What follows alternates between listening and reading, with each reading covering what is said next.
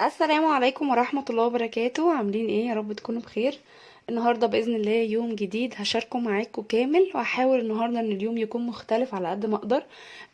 يوم من الاكل الصحي، اكتر حاجات اللي انا بحبها جدا وسهلة جدا، مش بتضطر ان انت تعملي حاجة يعني خلطة او كده، اللي هي خل التفاح. اتكلمنا عنه في فيديو لوحده. ماشي، مش هتكلم عنه طبعا عشان الفيديو هحطه لكم في اخر ال يعني في الفيديوهات المقترحة اللي في الاخر خالص. بس المفروض ان احنا اول ما اصحى دلوقتي على الريق كده هحط كوباية مية، واحط عليه معلقة كبيرة من خل التفاح. اللي عاوز يعرف الفوائد كلها، هو طبعا مفيد جدا للسمنة والتخسيس، وبيساعد على رفع الحرق لانه بيعادل البي اتش اللي في الدم، فبيساعد على خفض الدهون او التخلص من الدهون المتراكمة. هاخد معلقة كده، طعمه مقبول جدا، معلقة اهي كبيرة، طعمه مش وحش خالص. وطبعا احنا قلنا نستخدم الخل التفاح يكون لونه غامق ويكون عضوي الافضل، يعني علشان يكون احسن من الخل التفاح اللي هو الفاتح او العادي. تمام كده. هاخد الكوبايه دي، ويعني في خلال 10 دقايق بكون مجهزه الفطار، وهفطر بعدها على طول. طبعا ما ننساش نشرب ميه خلال اليوم يا جماعه. وان شاء الله نظام رمضان الفتره الجايه دي، انا غبت عنكم فتره يعني، فباذن الله هعوضكم وهنزل لكم انظمه حلوه جدا. نظام رمضان باذن الله اللي هنمشي عليه، وازاي نقدر نخس اكبر عدد من الوزن في رمضان من غير حرمان برضو. وباذن الله استنوا النظام دوت، هيبقى يعني الفتره الجايه قريب جدا. وعشان برضو الناس اللي عايزه تمشي على نظام في الصيام في شعبان، فمعلش لو اتأخرت عليكم شوية. خلاص كده جهزت الفطار بتاعي النهارده. الفطار سهل جدا وبسيط، عيش بلدي نص رغيف ماشي، بس انا تنيته كده لان انا وانا بقطعه ساعات بيتقطع مني من جوه اهو. وحاطه فيه شريحه تركي برضو او رومي مدخن. على فكره هو مفيد، علشان الناس اللي سالوني هو صحي، هو صحي كتير جدا عن اللانشون والحاجات دي. ومعايا خياره هنا، وده هيكون الفطار. طبعا الميه اهي، ازازه الميه. عايزه اقول لكم يا جماعه، علشان نقدر نخس لازم نشرب ميه بكميه كبيره او كميه كافيه، يعني من 2 ل 3 لتر. الناس اللي ما بتشربش ميه، وصدقوني مش هتخسوا بسرعه، وهتحسي كده حتى لو انت خسيتي هتفقدي ميه من جسمك، مش هتلاقي حاجه تعوضيها. وكمان جلدك هيكرمش، هيجيلك ترهلات، هيجيلك ستريتش ماركس. لازم الجلد يبقى مرن دوت بالترطيب وشرب الميه. وانا هحاول كل مره كده في اي فيديو بنزله ان انا اتكلم ازاي، يعني ايه نظامنا هو، او ايه ازاي نخس حتى لو بطريقه مبسطه، علشان لو اول مره تشوفوني. وطبعا لازم تنزلوا دلوقتي تعملوا لايك للفيديو طبعا عشان يوصل لناس كتير غيركم. فانزلوا دلوقتي قبل ما نكمل كلامنا، اعملوا لايك للفيديو دوت. وباذن الله هقول لكم النماذج الفطار عموما اللي انا كنت باخدها علشان اخس. لا اما نص رغيف بلدي، او 2 توست اسمر، او ممكن تاخدي رغيف سن، بس يعني هو يقال ان هو بيجيب هشاشة في العظام، وده كلام دكاترة كتير. ماشي، بس لو موجود يعني مش مشكلة. ايه تاني ممكن ناخده؟ ممكن ناخد طبعا 3 او 4 معالق شوفان بحليب. وهعمل لكم الطريقه الصح للشوفان باذن الله قريب. نزلت لكم كتير قبل كده، بس هنزل لكم طريقه تانية بالحبوب الكامله، مش سريع التحضير. طبعا ممكن تاخدي اي سلطه، اي خضار، اي حاجه، تشربي ميه، تاخدي شاي باللبن او نسكافيه بلبن، وعملناه بالطريقه الصح وكل مره بنعمله.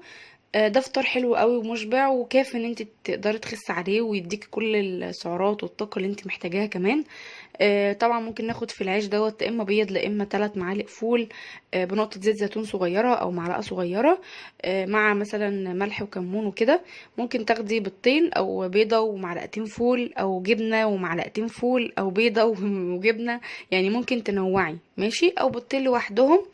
وهكذا ممكن برضو تاخدي جبنة قريش بدل الجبنة اللايت، بحيث الجبنة القريش مشبعة وسعرها اقل، حوالي الكيلو ب20 او ب15 مش فاكرة، فاحسن كتير. ماشي، بس ده الفطار. هروح افطر، وان شاء الله السناك هيكون حلو جدا جدا وهيعجبكم قوي، انا متأكدة، علشان هيبقى حاجة حلوة. دلوقتي هاخد السناك اللي انا قلت لكم عليه. هاخد شوكولاته دارك مع نسكافيه. النهارده ما شربتش نسكافيه خالص، ولا شاي بلبن، ولا اي حاجه. فانا هاخده في السناك. طبعا السناك ده بيكون بعد الفطار بساعتين، ساعتين ونص، او 3 ساعات، مش اكتر من كده، لان المفروض ان انت بعد 5 ساعات او 6 ساعات بالكتير تاخدي وجبه الغداء. فدايما بعد ساعتين او ساعتين ونص كده حاولي تاخدي السناك بتاعك. طيب انا مثلا فطرت الساعه 10، اخد السناك امتى؟ اخده على الساعه 12 12 ونص، تمام. الغدا مثلا على الساعه 3 4، العشاء على الساعه 7 كده، يبقى احنا ماشيين تمام قوي. انا دايما بحب اخر وجبه الفطار، يعني يمكن عشان برضو مش بصحى بدري قوي. تمام، فالوقت بيبقى مناسب ليا علشان اوقف اكل بدري، يعني اللي هو ايه، او مثلا ما اضطرش اوقف اكل بدري قوي فجوع بالليل، لا يعني على الساعه 7 8 بيبقى الوقت مناسب جدا. ودايما باخد يعني زبادي بليمون، حاجات بسيطه كده كوجبه عشاء. تمام. ونحاول ننام بدري يا جماعة، علشان الناس اللي ما بتقدرش تسيطر على الشهية بتاعتها، مهم جدا تنامي بدري علشان ما تجوعيش، لانك انت لو طول ما انت سهرانة وطول ما انت هتجوعي طول ما انت هتعكي. فدي نصيحة حلوة جدا. انا دلوقتي عندي نسكافيه البلاك اهوت اللي انا قلت لكم عليه، هو ده اللي مش بيتخن.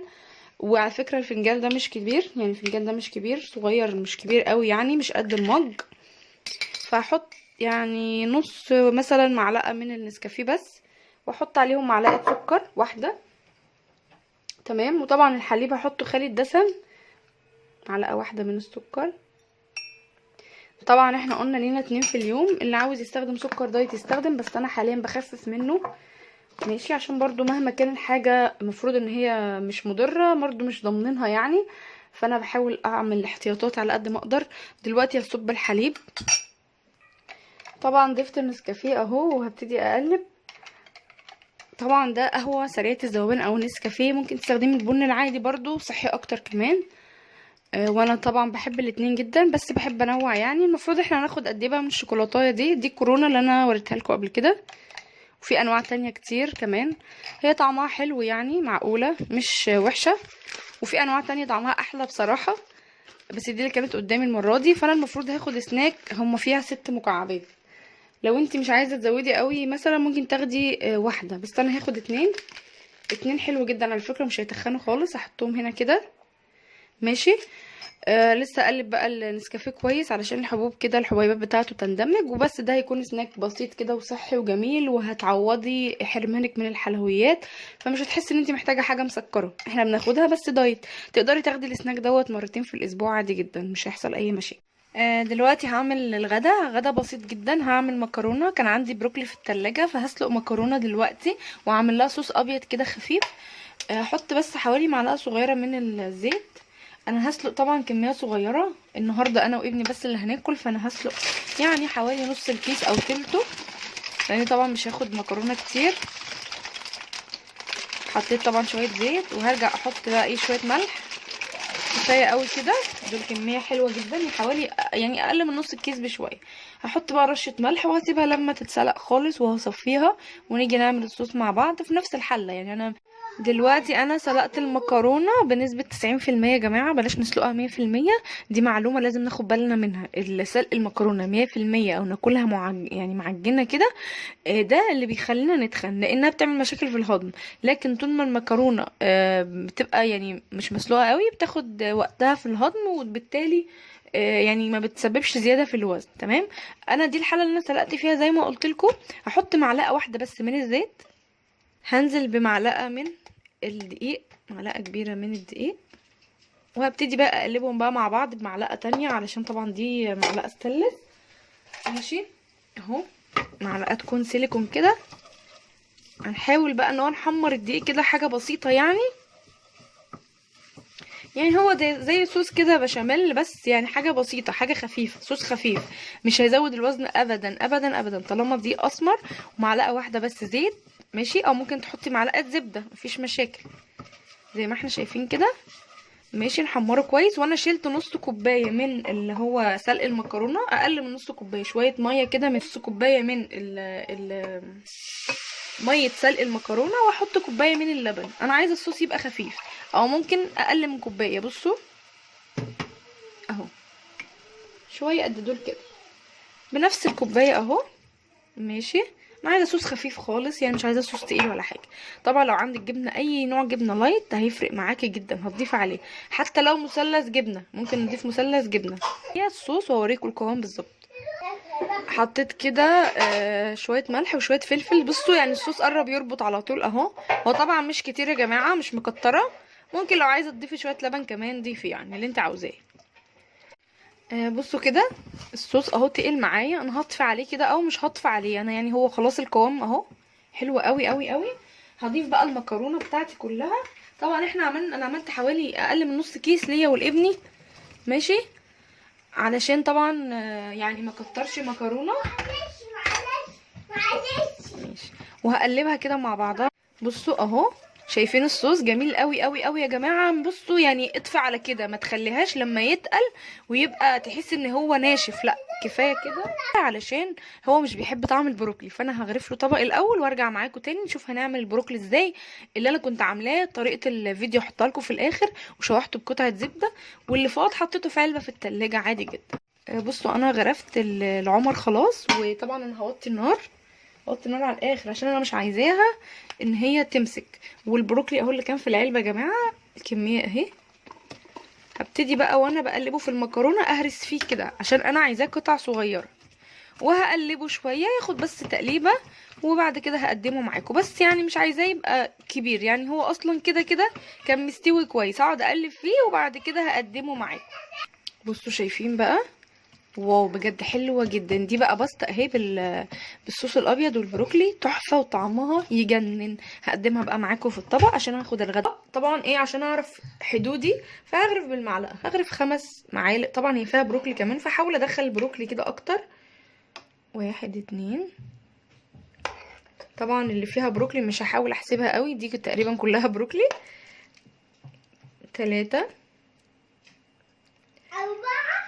4 كده حلوين قوي. انا حاسه ان الكميه دي جميله جدا جدا جدا جدا، تمام كده. فانا دلوقتي عامله كفته، كنت عاملاها امبارح بس كنت عامله معاها مكرونه بشاميل، ماشي. فانا دلوقتي طبعا البشاميل مش للدايت، انا كنت عاملاها عادي ويعني اكل عادي كده للبيت كله. فكان يوم يعني مثلا ايه زي وجبه مفتوحه، او زي ما انا قلت لكم ايه، بحاول اظبط على قد ما اقدر، بس طبعا مش زي الاول لاني خلاص يعني وزني الحمد لله تمام. وصباعين كفته اهو، كنت حاطه لها فحم بعد ما عملتها في الفرن، وعامله كفته في الفرن. انا ما بحمرش كفته ابدا يا جماعه من اول ما بدات دايت. ده كده الغدا بتاعي جميل جدا. طبعا نشرب ميه قبليه، وممكن تاخدي معلقه خل تفاح تاني على ميه، يبقى حلو قوي قوي قوي قبل الغدا. هنتغدى بقى ونشوف ان شاء الله هنتعشى ايه. دلوقتي اخر حاجه هاخدها هتبقى الفاكهه، هاخد تفاحه وواحده كيوي، لان انا النهارده ما خدتش اي فاكهه سناك خالص، فقلت لازم اخد فاكهه. طبعا الفاكهه مهمه جدا جدا يا جماعه، لازم نهتم بيها. فممكن اخد قبل النوم على طول بقى زبادي بليمون. ده كان يوم النهارده. يا ريت بقى تعملوا لايك للفيديو لو عجبكم، وتشتركوا في القناه لو انتم مش مشتركين، وما تنسوش اللايك. انا بفكركم اهو. اشوفكم على خير.